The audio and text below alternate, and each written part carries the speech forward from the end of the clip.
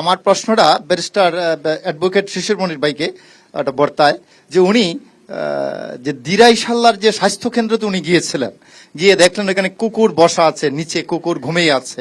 আমি প্রশ্ন করতে চাচ্ছি এটাই যে আপনি তো নির্বাচন করবেন, সেই নির্বাচন করবেন, আপনি গণসংযোগে এসেছেন বা আপনাদের এলাকায় অনেক সৃজনশীল কাজ আপনি ইতিপূর্বেও করেছেন। আমি মনে করি এর আগে কি আপনি কখনো এই নির্বাচনকালীন সময়ে উদ্দেশ্য করে এখানে এসেছিলেন, নাকি এর আগেও কখনো কোনো দিন এই ধরনের কোনো এই স্বাস্থ্য খাতে এই ধরনের যে অনিয়ম হচ্ছে কোনো খোঁজ খবর নিয়েছেন ঢাকা থেকে যে আপনার এলাকায় এই ধরনের কোনো কিছু হয়েছে? আমি আগে এখন যেমন র্যাম্পেন্টলি সিরিয়াসলি খবর নিচ্ছি, আগে এত র্যাম্পেন্টলি এবং সিরিয়াসলি খবর নেই।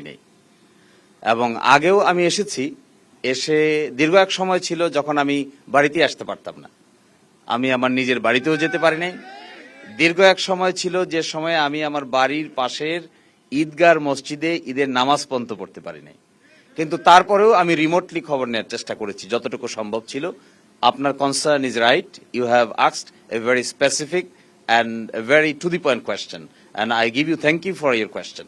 এই জন্য যে এখন থেকে আমরা যত সিরিয়াসলি নিচ্ছি, আগেও আমাদেরকে শত অসুবিধা থাকা সত্ত্বেও আগে থেকেও এই সিরিয়াসলি খবর নেওয়া উচিত ছিল।